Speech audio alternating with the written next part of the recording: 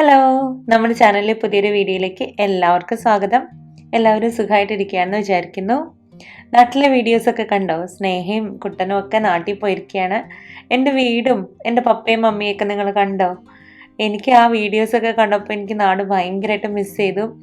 അവളാണെങ്കിൽ എന്നും വീഡിയോ എടുത്ത് ചക്ക തിന്നുന്നതും മാങ്ങ തിന്നുന്നതും റംബൂട്ടാൻ കഴിക്കുന്നതും ഒക്കെ വീഡിയോ എടുത്ത് കാണിച്ചു തരുമ്പോൾ എനിക്ക് ഭയങ്കര കൊതിയാവും. പിന്നെ ഞങ്ങൾക്ക് പോകാൻ പറ്റിയില്ല. ഈ വർഷം അവസാനം അല്ലെങ്കിൽ അടുത്ത വർഷം ആദ്യമൊക്കെ ആയിട്ട് പോകണമെന്ന് വിചാരിക്കുന്നു. ഇത് നമ്മുടെ കുഞ്ഞ് ഫിഷ് ടാങ്കാണ്. അതിനകത്ത് കുറച്ച് മീനുകളൊക്കെ ഉണ്ട്. അപ്പോൾ അത് നിങ്ങളെ കാണിച്ചിട്ടുണ്ടോ എന്ന് എനിക്ക് ഓർമ്മയില്ല. അപ്പോൾ അതൊന്ന് കാണിക്കാമെന്ന് വിചാരിച്ചിട്ട് ഞാൻ ചുമ്മാ വീഡിയോ എടുത്തതാണ് കേട്ടോ. അപ്പോൾ ഇന്ന് നമ്മൾ കാണാൻ പോകുന്ന രണ്ട് വിഭവങ്ങളാണ്. ഒന്ന് കേസരിയാണ്.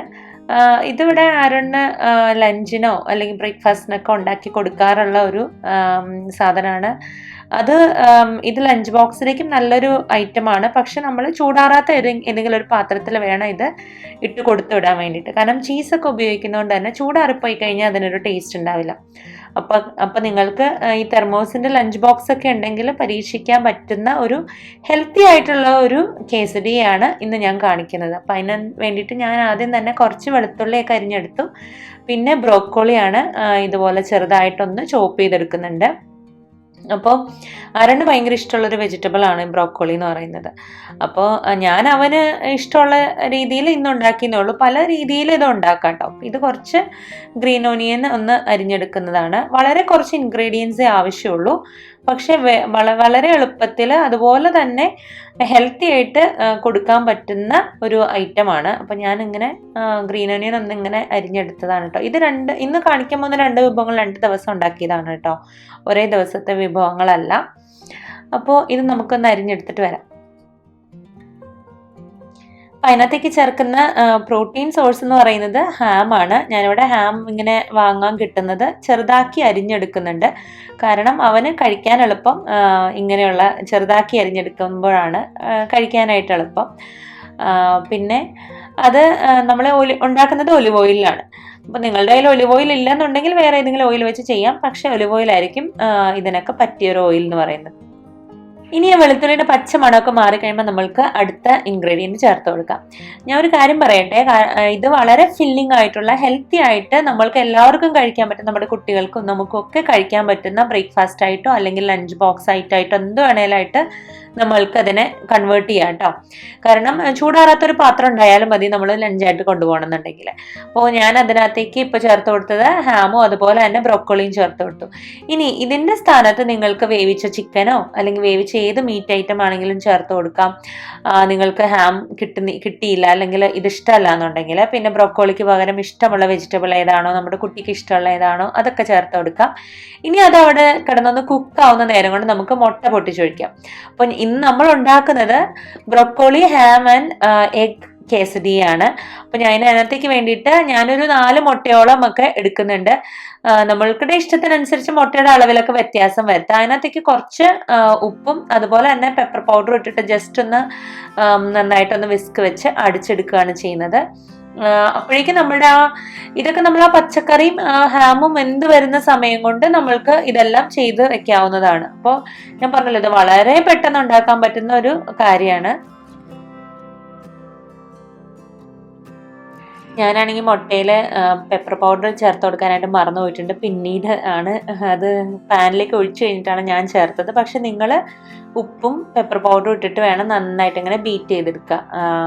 അപ്പോൾ അത് കഴിഞ്ഞിട്ട് നമ്മൾ ഇതെല്ലാം വെന്ത് വരുമ്പോഴേക്കും ആകെ വളരെ കുറച്ച് നേരം മതി വേവാനൊന്നും. ഇതങ്ങനെ ഒത്തിരി വേവേണ്ട സാധനമൊന്നുമല്ല. അപ്പോൾ അതിനകത്തേക്ക് മുട്ടയുടെ മിക്സ് നമ്മൾ ചേർത്ത് കൊടുത്ത് നമ്മൾ നന്നായിട്ട്, ഇപ്പം ഞാൻ ആ മറന്നുപോയ കുരുമുളകിൻ്റെ പൊടി ഇപ്പോഴാണ് ചേർത്തത്. നിങ്ങൾ അത് ആദ്യമേ ചേർത്തോളൂ കേട്ടോ. അപ്പോൾ ഇതിനകത്ത് എരിവെന്ന് പറയുന്ന ഈ കുരുമുളക് മാത്രമേ ഉള്ളൂ. അപ്പോൾ അതുകൊണ്ട് തന്നെ ഭയങ്കര കിഡ് ഫ്രണ്ട്ലി ആണ്. ഇവിടെ ആരോടും ഒരുപാട് എരിവൊന്നും കഴിക്കുകയൊന്നുമില്ല, എന്നാലും ഓക്കെയാണ്. അപ്പോൾ അതിനനുസരിച്ച് നമുക്ക് എരിവിൻ്റെ അളവിലൊക്കെ വ്യത്യാസം വരുത്താം കേട്ടോ. പിന്നെ നിങ്ങൾക്ക് റെഡ് ചില്ലി ഫ്ലേക്സ് വേണമെങ്കിൽ അതൊക്കെ ചേർത്ത് കൊടുക്കുക. അപ്പോൾ നിങ്ങൾക്ക് ഒരു ചെറിയൊരു കിക്ക് അതൊക്കെ വരും.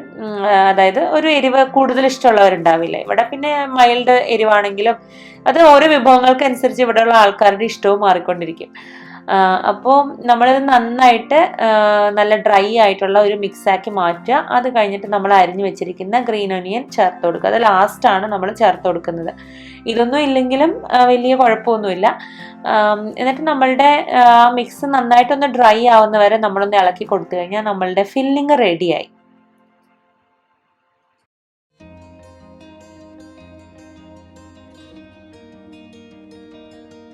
അപ്പോൾ നമ്മളുടെ ഫില്ലിങ് റെഡി ആവുന്നേക്കൊണ്ടിരിക്കുന്ന സമയം കൊണ്ട് തന്നെ നമ്മൾക്ക് ഓവൻ ഒന്ന് പ്രീഹീറ്റ് ചെയ്യാം. നമ്മൾ 400 ഡിഗ്രി ഫാരൻഹൈറ്റിലാണ് ബേക്ക് ചെയ്യാനായിട്ട് പ്രീഹീറ്റ് ചെയ്യുന്നത്. ഇതുപോലെ ഒരു ഗ്ലാസിന്റെ പാത്രത്തിലാണ് ഞാൻ ഉണ്ടാക്കിയത്. ഞാനിപ്പോൾ ഇവിടെ ഈ മിക്സിയിൽ നിന്ന് വളരെ കുറച്ച് മാത്രം ഉണ്ടാക്കി കാണിക്കുന്നുള്ളൂ നിങ്ങളെ. ഇതുപോലെ ഹോൾ വീറ്റിന്റെ ടോട്ടിയ ആണ് എടുത്തിരിക്കുന്നത്. അത് നിങ്ങൾക്ക് ഏതാണോ ഇഷ്ടം അതിനനുസരിച്ച് നിങ്ങൾക്ക് എടുക്കാം കേട്ടോ. ഞാനിപ്പോൾ ഇത് എടുത്തേ ഉള്ളൂ. അപ്പോൾ അത് ഒരു ടോട്ടിയ അവിടെ വെച്ചിട്ടുണ്ട്. നമ്മൾ ഇതുപോലെ മെക്സിക്കൻ സ്റ്റൈലിലുള്ള ഷ്രെഡഡ് ചീസാണ് വാങ്ങിയിരിക്കുന്നത്. ഇത് ക്രോഗറിൽ നിന്ന് വാങ്ങിയിട്ടുള്ളതാണ് ഈ കേസരിയ എന്നൊക്കെ പറയുന്നത്. അപ്പോൾ അതുകൊണ്ടാണ് ഞാൻ മെക്സിക്കൻ സ്റ്റൈലുള്ള ചീസ് വാങ്ങിയത്. അപ്പോൾ ആദ്യം കുറച്ച് ചീസ് വെച്ചു. അത് കഴിഞ്ഞിട്ട് നമ്മളുടെ മിക്സ് അങ്ങനെ നിരത്തി വെച്ചു. അത് കഴിഞ്ഞിട്ട് വീണ്ടും കുറച്ച് ചീസ് വെക്കും. അത് കഴിഞ്ഞിട്ട് നമ്മളിതിനെ ഒന്ന് മടക്കും.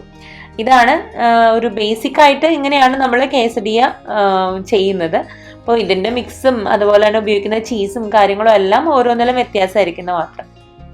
മിക്സ് വെച്ചതിന് മുകളിൽ നമ്മൾ ഇതുപോലെ തന്നെ ഷ്രെഡഡ് ചീസ് വെച്ചിട്ട് നമ്മൾ ആ ടോട്ടിയ ഇങ്ങനെ അങ്ങ് മടക്കി വെക്കുക. അത് കഴിഞ്ഞിട്ട് നമ്മൾ ബേക്ക് ചെയ്തെടുക്കുകയാണ് ചെയ്യുന്നത്. ഇതേ പ്രോസസ്സ് തന്നെ നിങ്ങൾക്ക് ഓവൻ ഇല്ലാത്തവർക്ക് പാനിൽ നമ്മളുടെ കുറച്ച് എണ്ണ ഒഴിച്ചിട്ട് ഇതുപോലെ തന്നെ ചെയ്തെടുക്കുക. അപ്പോൾ എന്താ സംഭവിക്കുക എന്ന് പറഞ്ഞാൽ നമ്മളുടെ ടോട്ടിയൊക്കെ കുറച്ചുകൂടെ ക്രിസ്പി ആയിട്ട് കുറച്ചുകൂടെ നല്ലൊരു ടെക്സ്ചറിൽ വരും. ഞാൻ അത് പാനിൽ വീണ്ടും എണ്ണ ഉപയോഗിച്ചത് അങ്ങനെ ആക്കണ്ടെന്ന് വിചാരിച്ചിട്ടാണ് ഞാനിങ്ങനെ ബേക്ക് ചെയ്തെടുക്കാറ്. ഞാൻ 2 രീതിയിലും ചെയ്ത് നോക്കിയിട്ടുണ്ട്. ടേസ്റ്റ് വൈസ് അല്ലെങ്കിൽ ഒരു ക്രിസ്പിനെസ് ഒക്കെ കൂടുതൽ നമ്മൾ പാനിൽ ചെയ്യുമ്പോഴാണ്. ഇതുപോലെ നമ്മൾ 3 എണ്ണം വെച്ചിട്ട് ഞാനത് ഓൺ ചെയ്ത് വെച്ചു. നമ്മളിതിൻ്റെ ടൈം എന്ന് പറയുന്ന ഓരോ ഓവൻ അനുസരിച്ച് നമ്മൾക്ക് മാറ്റം വരാം. അപ്പോൾ ഞാനൊരു 8 മിനിറ്റോളാണ് വെച്ചത്.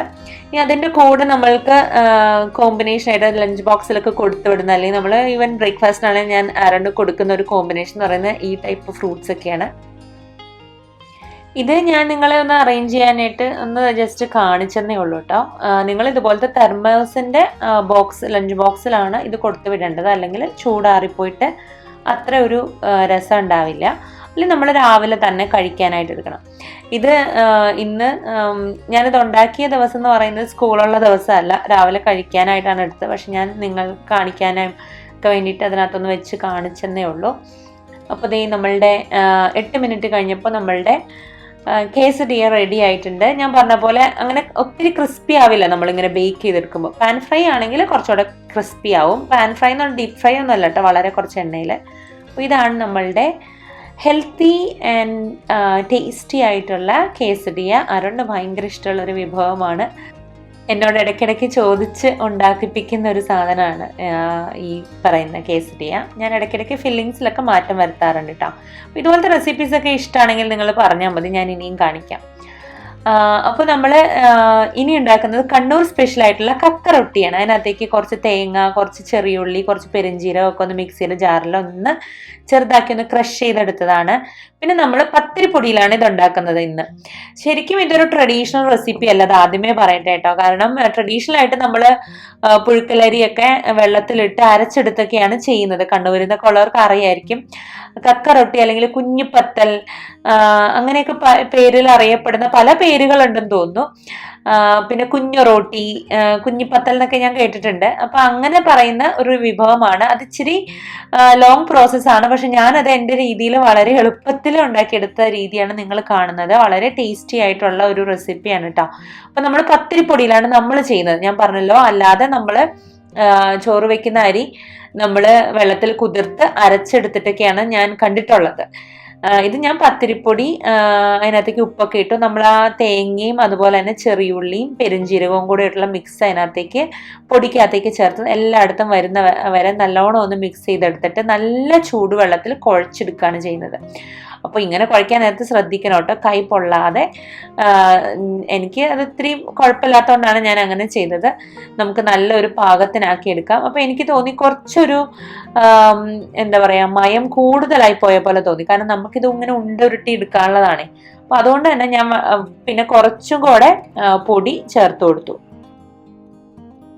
ഇപ്പൊ കക്കറൊട്ടി എന്ന് പറയുന്നതിന്റെ മിക്സ് ഇവിടെ റെഡി ആയി കഴിഞ്ഞ് നമുക്കിനി അത് ഉരുട്ടി, അതൊരു പ്രത്യേക ഷേപ്പിലാണ്. നമ്മള് പിടിയൊക്കെ ഉണ്ടാക്കില്ലേ, പിടിക്കൊക്കെ എന്ന് പറഞ്ഞാൽ നമ്മൾ റൗണ്ടിൽ ഉണ്ടാക്കും. അത് ഇതിനകത്തെന്ന് പറഞ്ഞാൽ അതിന്റെ നടുവിൽ ഇങ്ങനെ വിരൽ കൊണ്ട് ഒരു കുഴിയും കൂടെ ഉണ്ടാക്കും. അപ്പൊ അതുപോലെയാണ് അത്. എന്താണോ അങ്ങനെ ചെയ്യുന്നതെന്ന് വെച്ചാൽ എനിക്കൊന്ന് മസാലയൊക്കെ ഉള്ളിലേക്കൊക്കെ നന്നായി പിടിച്ചിരിക്കാൻ വേണ്ടിയിട്ടാന്ന് തോന്നുന്നു. ഞാനപ്പോൾ നമ്മുടെ കയ്യിൽ കുറച്ചൊന്ന് എണ്ണ തൂത്തിട്ട് ചെയ്യാന്ന് വിചാരിച്ചു. കാരണം അല്ലെങ്കിൽ ചിലപ്പോൾ കയ്യിലൊക്കെ പെട്ടെന്ന് ഒട്ടിപ്പിടിക്കുകയും. അപ്പൊ ആ മാവ് എടുക്കുന്നത് ഒത്തിരി അധികം ആവാതെ ശ്രദ്ധിക്കണം. ഇതുപോലെ ഉരുട്ടിയിട്ട് ഇതുപോലെ ഇങ്ങനെ ഒരു ഷേപ്പ് ഉണ്ടാക്കണം. ഇങ്ങനെയാണ് കക്കറൊട്ടിയിൽ അത് കണ്ടിട്ടുള്ളത്. അപ്പൊ നമുക്ക് വേഗം ഇതെല്ലാം കൂടെ ഉരുട്ടിയെടുക്കാം. കണ്ണൂർ സൈഡിലേക്കൊക്കെ ആണെങ്കിൽ ഇങ്ങനെ വലിയ എന്തെങ്കിലും ഫംഗ്ഷനോ അല്ലെങ്കിൽ പെരുന്നാളുകൾക്കൊക്കെ ഇത് ഉണ്ടാക്കുക, അല്ലെങ്കിൽ വീട്ടിലുള്ള എല്ലാവരും കൂടെ ഒക്കെ കൂടിയിരുന്ന് പെട്ടെന്ന് ഉണ്ടാക്കുന്ന, ഒത്തിരി പേര് വർത്താനം പറഞ്ഞ് ഉണ്ടാക്കുന്ന ഒരു കാര്യമാണ്. അപ്പൊ ഞാൻ അത് പെട്ടെന്ന് തന്നെ എല്ലാം ഉരുട്ടിയെടുത്തു. ഇനി നമ്മൾക്കത് ആവിയിൽ വെച്ചൊന്ന് പുഴുങ്ങിയെടുക്കാം. ആവിയിൽ വെച്ച് ഞാനൊരു 20 മിനിറ്റോളം ആവി കയറ്റി വേവിച്ചെടുത്തിട്ടുണ്ടായിരുന്നു കേട്ടോ. അപ്പോഴാണ് അത് കറക്റ്റായിട്ട് വരിക. അപ്പൊ നമുക്ക് അതിന് ടൈമർ വെക്കാം, അല്ലെങ്കിൽ ഞാൻ ചിലപ്പോൾ മറന്നു പോകും. അതുകൊണ്ട് നമുക്ക് ടൈമർ വെച്ചേക്കാം. അത് അപ്പോഴേക്കും നമ്മൾക്ക് അതിന്റെ ബാക്കിയുള്ള പരിപാടികൾ എന്തൊക്കെയാണെന്ന് നോക്കാം. അതിന് വേണ്ടിയിട്ട് നമ്മളൊരു നോൺ വെജിന്റെ ഒരു മസാല ഉണ്ടാക്കണം. ഞാനിവിടെ ചെയ്യുന്നത് ബീഫിലാണ്. ഇത് ബീഫിലോ മട്ടനിലോ ചിക്കനിലോ ഒക്കെ ചെയ്യാം. ഞാൻ പറഞ്ഞല്ലോ, ഇത് ട്രഡീഷണൽ ആയിട്ടുള്ള രീതിയിലല്ല, അത് ഇച്ചിരി ബുദ്ധിമുട്ടാണ്, കുറച്ചധികം പ്രോസസ്സ് ഉണ്ട്. അപ്പോൾ ഞാൻ വളരെ ഈസി ആയിട്ടാണ് ചെയ്യുന്നത്. അങ്ങ് നിങ്ങളെ കാണിച്ചു തരുന്ന വളരെ ഈസി ആയിട്ട് ഉണ്ടാക്കാവുന്ന റെസിപ്പിയാണ് നിങ്ങളെ കാണിച്ചു തരുന്നത്. അപ്പം നമുക്ക് ആദ്യം ഒരു കുക്കർ അടുപ്പത്ത് വെക്കാം. അത് കഴിഞ്ഞിട്ട് നമുക്ക് അതിനകത്തേക്ക് അതിന്റെ വെള്ളമൊക്കെ ഒന്ന് പറ്റിട്ട് എന്നിട്ട് നമുക്ക് എണ്ണ ഒഴിച്ചു കൊടുക്കാം കേട്ടോ. നമ്മൾ ഓരോ സ്റ്റെപ്പായിട്ട് തീർത്ത് വരികയാണ്. അപ്പൊ നമ്മൾ ആദ്യം തന്നെ പത്തലുണ്ടാക്കി അത് വേവിക്കാനായിട്ട് അല്ലെങ്കിൽ ആവി കയറ്റാനായിട്ട് വെച്ചു. അത് കഴിഞ്ഞ് നമ്മൾ സവാള അരിഞ്ഞു. അത് കഴിഞ്ഞിട്ട് നമ്മൾ കുക്കർ അടുപ്പത്ത് വെച്ച് ആ സവാള ഒന്ന് വഴണ്ട് വരുന്ന സമയം കൊണ്ട് വേണം നമുക്ക് ബാക്കിയുള്ള കാര്യങ്ങൾ നോക്കാൻ വേണ്ടിയിട്ട്. അപ്പൊ ഇങ്ങനെ ചെയ്താൽ നമുക്ക് പണി എളുപ്പമായിരിക്കും കേട്ടോ. അപ്പൊ നമ്മൾ സവാള ഒന്ന് കുക്കറിൽ കിടന്നൊന്ന് വാടി വരട്ടെ. അതേസമയം നമ്മൾക്ക് വെളുത്തുള്ളി, ഇഞ്ചി, പച്ചമുളക് അങ്ങനെയുള്ള കാര്യങ്ങളൊക്കെ ഒന്ന് ചതച്ചെടുക്കാം. അപ്പൊ ഞാനതെല്ലാം കുറച്ച് മതി, വളരെ കുറച്ച്, ഒരു 1/2 കിലോ ബീഫിനുള്ളത് നമ്മൾ ഉണ്ടാക്കുന്നുള്ളൂ. അപ്പൊ അതുകൊണ്ട് തന്നെ വളരെ കുറച്ച് മതി. ഞാൻ അതെല്ലാം ഇവിടെ കൊണ്ടുവന്നിട്ട് അത് ചതച്ചെടുക്കുന്നതാണ്. അപ്പോൾ ഇത് വെച്ചിരിക്കുന്ന ക്യാമറയും അനങ്ങുന്നത് കൊണ്ട് നിങ്ങൾക്ക് ഇത് കുറച്ചൊന്ന് ഷേക്കിംഗ് ആയിട്ട് തോന്നുന്നുണ്ടായിരിക്കും. അതെനിക്ക് ഇപ്പോഴാണത് പിടികിട്ടിയത് അങ്ങനെ ഉണ്ടെന്ന്. നിങ്ങളുടെ കണ്ണിന് ബുദ്ധിമുട്ടായെങ്കിൽ സോറി കേട്ടോ. അപ്പോൾ നമ്മളുടെ സവാള നന്നായി വാടി വന്നപ്പോഴേക്കും നമ്മൾ ചതച്ച് വെച്ച ഇഞ്ചി, പച്ചമുളക്, വെളുത്തുള്ളി ഇത് എല്ലാം കൂടെ കൂടിയിട്ട് നമുക്കൊന്ന് ചേർത്ത് കൊടുത്ത് ഈ കുക്കറിലേ നമ്മൾ കുറച്ചധികം എണ്ണ ഒഴിച്ചില്ലെങ്കിൽ അടിക്ക് പിടിക്കും. ഞാനാണെങ്കിൽ ഒരുപാട് എണ്ണ ഒഴിക്കാറില്ല, പക്ഷെ അടിക്ക് വല്ലാതെ പിടിക്കുന്നു. അപ്പം ഞാൻ കുറച്ചും കൂടെ എണ്ണ ഒന്ന് ചേർത്ത് കൊടുത്തതാണ്. ഒത്തിരി എണ്ണ ഉപയോഗിക്കാത്തതാണ് എനിക്കിഷ്ടം. പക്ഷെ ഞാൻ കണ്ടില്ലേ, ആ കുക്കറിന്റെ അടിയിൽ ഇങ്ങനെ കരിഞ്ഞു പിടിക്കാൻ തുടങ്ങും. കാര്യം നല്ല കട്ടിയുള്ള കുക്കറാണ്, എന്നിരുന്നാൽ പോലും അത് അങ്ങനെ പിടിക്കും. അപ്പൊ അത് എല്ലാത്തിനും പച്ചമണം മാറിക്കഴിഞ്ഞപ്പോൾ നമ്മൾ അതിനകത്തേക്ക് അരിഞ്ഞു വെച്ചിരിക്കുന്ന തക്കാളിയാണ് ഇപ്പൊ ചേർത്ത് കൊടുക്കുന്നത്. ഇനി തക്കാളിയുടെ കൂടെ കൂടിയിട്ട് പച്ചമണമൊക്കെ ഒന്ന് മാറി നന്നായിട്ട് എണ്ണയൊക്കെ ഒന്ന് തെളിഞ്ഞു വരട്ടെ. എൻ്റെ ഇങ്ങനെ എപ്പോഴും ഇങ്ങനെ എണ്ണ ഒരുപാട് തെളിഞ്ഞു വരാൻ കാണാറില്ല, കാരണം ഞാൻ എണ്ണ ഒഴിക്കുന്ന കുറവായതുകൊണ്ട് ഒത്തിരി തെളിഞ്ഞ് കാണാറില്ല. അപ്പോഴേക്കും നമ്മളുടെ കക്കറൊട്ടി വെന്തോന്ന് നോക്കാം നമുക്ക്. ഇതേ കണ്ടോ, കക്കറൊട്ടി നല്ല അടിപൊളിയായിട്ട് വെന്ത് വന്നിട്ടുണ്ട്. 20 മിനിറ്റ് കഴിഞ്ഞു കേട്ടോ. അപ്പൊ നമുക്കിനി അത് ഓഫ് ചെയ്ത് വെക്കാം. ഇനി അതോടെ ഇരുന്ന് ചൂടാറിക്കോളും. അപ്പൊ നമ്മളുടെ അടുപ്പില് ഇതെല്ലാം വഴണ്ടുകൊണ്ടിരിക്കുന്നുണ്ട്. അപ്പൊ നമ്മൾ ഇതാവുന്ന സമയം കൊണ്ട് നമുക്കിനി അടുത്തൊരു സ്റ്റെപ്പ് കൂടെ ഉണ്ട്. ഇതിനകത്തേക്ക് കുറച്ച് തേങ്ങ ഒന്ന് വറുത്തെടുക്കണം, ചെറുതായിട്ടൊന്ന് വറുത്തെടുക്കണം. അപ്പൊ അതിനകത്തേക്ക് വേണ്ടിയിട്ട് ഞാൻ ചെറിയുള്ളിയും കുറച്ച് പെരിഞ്ചീരകവും കൂടി എടുത്ത് കുറച്ച് തേങ്ങ അവിടെ അടുപ്പിൽ വറക്കാൻ വെച്ചിട്ടുണ്ട്. അപ്പോൾ അതിനകത്തേക്ക് നമ്മളിപ്പോൾ ചെറിയുള്ളിയാണ് ചേർത്ത് കൊടുക്കുന്നത്. തേങ്ങയും ചെറിയുള്ളിയും ആദ്യം ഒന്ന് പതിയെ വാടി വരുമ്പോഴാണ് നമ്മൾ അതിനകത്തേക്ക് ബാക്കിയുള്ള പെരിഞ്ചീരകമൊക്കെ ചേർക്കുന്നത്. ഇനി നമ്മളുടെ കറിക്ക് ആവശ്യമായിട്ടുള്ള പൊടികൾ ചേർത്ത് കൊടുക്കാം. ഞാനിപ്പോൾ ഇട്ടത് കാശ്മീരി മുളക് പൊടിയാണ്. പിന്നെ ഇപ്പോൾ ചേർക്കുന്നത് മല്ലിപ്പൊടിയാണ്. അതുപോലെ തന്നെ നമ്മൾക്ക് കുറച്ച് ഗരം മസാല ചേർക്കണം. വളരെ കുറച്ച് മാത്രമേ ഞാൻ ഗരം മസാല ചേർത്തിട്ടുള്ളൂ. പിന്നെ വളരെ കുറച്ച് മീറ്റ് മസാലകൾ ചേർത്തിട്ടുണ്ട്. ഇത് ചേർക്കണം എന്നില്ല, ഓപ്ഷണലാണ്, നിങ്ങളുടെ കയ്യിൽ ഇല്ലെങ്കിൽ ചേർക്കണം എന്നില്ല.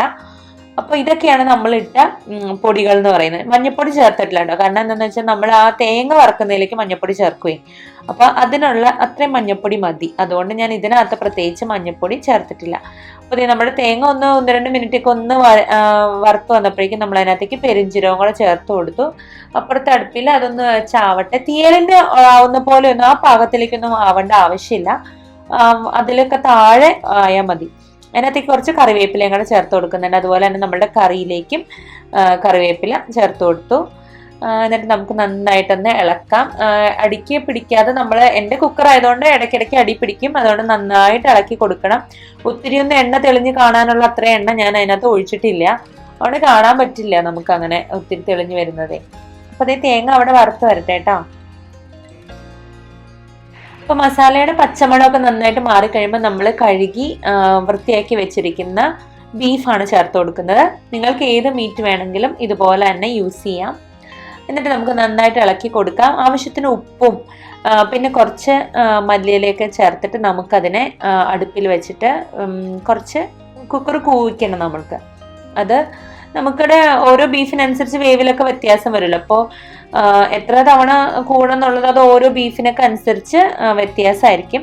അപ്പം നമുക്ക് ഇതെല്ലാം നന്നായിട്ടൊന്ന് ഇളക്കി കൊടുക്കാം. കാരണം കുറച്ച് വെള്ളം ഒഴിച്ചില്ലെങ്കിലേ ചിലപ്പോൾ അടുക്കി പിടിക്കുക, അതുകൊണ്ടാണ് കേട്ടോ വെള്ളം ഒഴിച്ചത്. മല്ലിയില ഇതുപോലെ ഒന്ന്, നിങ്ങൾക്ക് മല്ലിയില ഇഷ്ടമല്ലെങ്കിൽ നിങ്ങൾ ചേർക്കണമെന്നില്ല. ഞാൻ പണ്ട് മംഗലാപുരത്ത് പഠിച്ചപ്പോൾ എനിക്ക് ഒട്ടും ഇഷ്ടമില്ലാത്തിരുന്ന ഒരു കാര്യമായിരുന്നു മല്ലിയില എന്ന് പറയുന്നത്. കാരണം ഞാൻ കർണാടകയിൽ പഠിച്ചപ്പോഴാണ് അവരെല്ലാത്തിലും മല്ലിയില ചേർക്കും. അപ്പോൾ എനിക്ക് ഭയങ്കര ദേഷ്യമായിരുന്നു. പക്ഷെ പിന്നീട് എനിക്ക് ഭയങ്കര ഇഷ്ടമാണ് മല്ലിച്ചപ്പ് അല്ലെങ്കിൽ മല്ലിയിലയുടെ ഒരു ഫ്ലേവർ എന്ന് പറയുന്നത്. ഇപ്പം എനിക്ക് ഭയങ്കര ഇഷ്ടമാണ്. അപ്പോൾ അതുകൊണ്ട് ചേർത്ത് കൊടുത്താണ്. നിങ്ങൾക്ക് ഇഷ്ടമല്ലെങ്കിൽ അത് കംപ്ലീറ്റ് ആയിട്ട് അവോയ്ഡ് ചെയ്യാം.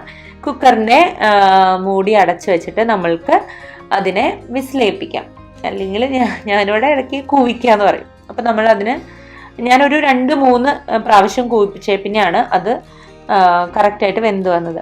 അപ്പം നമ്മൾ തേങ്ങയിലേക്ക് ഇപ്പോൾ മഞ്ഞൾപ്പൊടി ചേർത്ത് കൊടുത്തു. അത് നന്നായിട്ട് ഒന്ന് വരണ്ട് വരട്ടെ കേട്ടോ. ഒത്തിരി ഒന്നും മൂക്കണമെന്ന് ഇല്ലയെന്ന് ഞാൻ പറഞ്ഞല്ലോ. ഈ പാകമൊക്കെ മതിയാവും. എന്നിട്ടൊന്ന് ചെറിയതായിട്ട് വാടിയല്ല ആറി വരുമ്പോൾ നമുക്ക് മിക്സിയുടെ ജാറിലിട്ട് വെള്ളം ഒഴിച്ചിട്ടൊന്ന് അരച്ചെടുക്കാം. ആ അരപ്പ് നമ്മുടെ കറിയിലേക്ക് വേണ്ടതാണ്. അപ്പോൾ അപ്പോഴേക്കും നമ്മളുടെ കുക്കറൊക്കെ വിസിലൊക്കെ അടിച്ചു കഴിഞ്ഞിട്ട് ഞാനവിടെ ഓഫ് ചെയ്ത് വെച്ചു. ഇനി നമുക്ക് ഇതൊന്ന് അരച്ചെടുത്തോണ്ട് വരാം. ഇനി നമ്മൾ വലിയ പാത്രത്തിലേക്ക് ഇത് മാറ്റുകയാണ്. കാരണം ആ പാത്രത്തിൽ ഉണ്ടാക്കുമ്പോൾ നിങ്ങൾക്ക് കാണാനും പാടായിരിക്കും. അപ്പം അതുകൊണ്ട് നമ്മൾ തേങ്ങ വറുത്ത പാത്രത്തിലേക്ക് തന്നെ മാറ്റി. ഞാൻ പാത്രം കഴുകാനൊന്നും പോയില്ല, കാരണം തേങ്ങ വറുത്തല്ലേ. അപ്പോൾ എന്നിട്ട് അതിനകത്തേക്ക് നമ്മൾ തേങ്ങ അരച്ച ആ ഒരു മിക്സും കൂടി ചേർത്ത് ഇനി അതെല്ലാം ഒന്ന് വന്ന് നന്നായിട്ട് തിളച്ച് വരട്ടെ. മിക്സിയുടെ ജാറെല്ലാം കഴുകി വെള്ളം ഒഴിക്കുമ്പോൾ നമ്മൾ ശ്രദ്ധിക്കണം, ഒരുപാട് വെള്ളമായി പോകരുത്. കാരണം എനിക്ക് ഇത്തിരി അബദ്ധം പറ്റി, കുറച്ചധികം വെള്ളമായിപ്പോയി. അപ്പം എനിക്ക് കുറച്ചധികം നേരം പറ്റിക്കേണ്ടി വന്നു. അല്ലെങ്കിൽ നമ്മൾ പാകത്തിന് മാത്രമാണെങ്കിൽ ഒത്തിരി നേരമൊന്നും പിന്നീട് അടുപ്പിൽ വെക്കേണ്ട ആവശ്യമില്ല. ഇനി നമ്മുടെ അരപ്പെല്ലാം ഒന്ന് നന്നായിട്ട്, കാരണം നമ്മൾ തേങ്ങ ഓൾറെഡി വറുത്തതാണ്, അപ്പോൾ അതിന്റെ പച്ചമണമൊക്കെ ഓൾറെഡി പോയിട്ടുള്ളതാണ്. അതിനൊന്നും നിൽക്കേണ്ട ആവശ്യമില്ല. നമുക്കിതൊന്ന് തിളച്ച് വന്നാൽ മതി. ഒന്ന് തിളച്ച് കഴിയുമ്പോൾ 1-2 മിനിറ്റ് ആകുമ്പോഴേക്കും നമ്മൾ ഉണ്ടാക്കി വെച്ചിരിക്കുന്ന ഒറോട്ടി അല്ലെങ്കിൽ ആ പത്തൽ എന്ന് പറയുന്ന സാധനമല്ലേ, അത് നമുക്ക് ഇതിനകത്തേക്ക് ചേർത്ത് കൊടുക്കാം. ഇതുപോലെ ഞാൻ വളരെ ഒരു 1/2 കിലോയ്ക്കുള്ളതാണ് ഉണ്ടാക്കിയത്, എന്നാലും നല്ല ഒരു എമൗണ്ട് ഉണ്ട് കേട്ടോ നമ്മളുടെ. ഞാൻ പിന്നെ ഒറോട്ടി കുറവും നമ്മളുടെ കറി കൂടുതലാണ്. ഞങ്ങളിപ്പോൾ ഇവിടെ കാർബോഹൈഡ്രേറ്റ് കുറവും പ്രോട്ടീനൊക്കെ കൂടുതലാണ് ഇപ്പൊ കഴിക്കാറുള്ളത്. അപ്പൊ അതിനോണ്ടാണ് ഞാൻ അങ്ങനെ ഉണ്ടാക്കിയത്. നിങ്ങൾക്ക് കുറച്ചും കൂടെ ഒറോട്ടിയൊക്കെ ഉണ്ടാക്കാം കേട്ടോ. നമ്മളുടെ ഈ വെളുത്തിരിക്കുന്ന ഇതിനെയാണ് നമ്മൾ ഒറോട്ടി അല്ലെങ്കിൽ പത്തൽ എന്നൊക്കെ പറയുന്നത്. അപ്പോൾ അതിട്ടിട്ട് നമുക്ക് നന്നായിട്ട് മിക്സ് ചെയ്യാം. അപ്പൊ ഇച്ചിരി ചാറ് കൂടുതലാണ്, ഇങ്ങനെയല്ല, നമ്മളിങ്ങനെ പുരണ്ടാണ് ഇത് ഇരിക്കേണ്ടത്. അപ്പൊ ഞാൻ പറഞ്ഞല്ലോ, ഞാൻ മിക്സിയുടെ ജാറൊക്കെ കഴുകി ഒഴിച്ചു കഴിഞ്ഞപ്പോൾ ഇച്ചിരി കൂടുതലായി പോയി. അത്രയും വേണ്ടായിരുന്നെന്ന് എനിക്ക് പിന്നീട് മനസ്സിലായി. പക്ഷെ പറഞ്ഞിട്ട് കാര്യമില്ലല്ലോ. ഇനി അത് മൊത്തം ഇരുന്ന് ഒരു 5 മിനിറ്റ് ഒക്കെ എടുത്തോളൂ കേട്ടോ, അതിൽ കൂടുതലൊന്നും എടുത്തില്ല. കാരണം പെട്ടെന്ന് തന്നെ വറ്റി വരും. നല്ല കുറുകനെയുള്ള കറിയാണല്ലോ, അപ്പൊ പെട്ടെന്ന് തന്നെ വറ്റി വരുന്നുണ്ടായിരുന്നു. പിന്നെ ഇരുന്നൊന്ന് കുറുകും. ഇരുന്നൊന്ന് ചാറ് കുറുകി കഴിയുമ്പോഴേക്കും അതിനകത്ത് ഇങ്ങനെ പിടിച്ച പോലെയാവും. നല്ല ടേസ്റ്റ് ഉള്ള ഒരു കണ്ണൂർ സ്പെഷ്യൽ വിഭവമാണ്. ഞാനിത് വളരെ ഈസി ആയിട്ട് ഉണ്ടാക്കുന്ന ഒരു മെത്തേഡിലാണ് കാണിച്ചു തന്നിരിക്കുന്നത്. നിങ്ങൾ ഇങ്ങനെ ഒന്ന് ഉണ്ടാക്കി നോക്കൂ, എല്ലാവർക്കും ഇഷ്ടപ്പെടും. എന്നിട്ട് ഉണ്ടാക്കി നോക്കിയിട്ട് എന്നോട് അഭിപ്രായങ്ങൾ പറയാൻ മറക്കരുത് കേട്ടോ. അപ്പോൾ ട്രഡീഷണൽ ആയിട്ട് കണ്ണൂരിൽ നിന്നൊക്കെ കാണുന്നവരുണ്ടെങ്കിൽ ഇങ്ങനെയല്ല ട്രഡീഷണൽ ആയിട്ട് ഉണ്ടാക്കാമെന്ന് എനിക്കറിയാം. ഞാനിത് എളുപ്പ വഴിയിൽ ഉണ്ടാക്കിയതാണ്. അപ്പോൾ നമ്മൾക്ക് കഴിച്ചാലോ. അതിന്റെ മണം മാറിക്കഴിഞ്ഞപ്പോഴേക്കും ഞങ്ങൾ കഴിക്കാനെടുത്തു. കാരണം അതിന്റെ മണം വന്നിട്ട് ഒരു രക്ഷയുണ്ടായിരുന്നില്ല. അപ്പോൾ നമ്മൾ ഇത് പ്ലേറ്റിനകത്തേക്ക് എടുത്തിട്ട് നമ്മൾക്ക് കഴിക്കാം. ഇന്ന് കാണിച്ച പോലെയുള്ള ലഞ്ച് ബോക്സ് അല്ലെങ്കിൽ അങ്ങനെയുള്ള റെസിപ്പീസ് ഒക്കെ ഇഷ്ടമുണ്ടെങ്കിൽ നിങ്ങൾ എനിക്ക് കമന്റിലൂടെ പറയണം കേട്ടോ. അങ്ങനെയാണെങ്കിൽ ഞാൻ കൂടുതൽ ഉൾപ്പെടുത്താനായിട്ട് ശ്രമിക്കാം. എല്ലാവർക്കും നല്ലൊരു ദിവസം ആശംസിക്കുന്നു. അടുത്ത തവണ കാണുന്നവരേക്ക് എല്ലാവർക്കും ബൈ.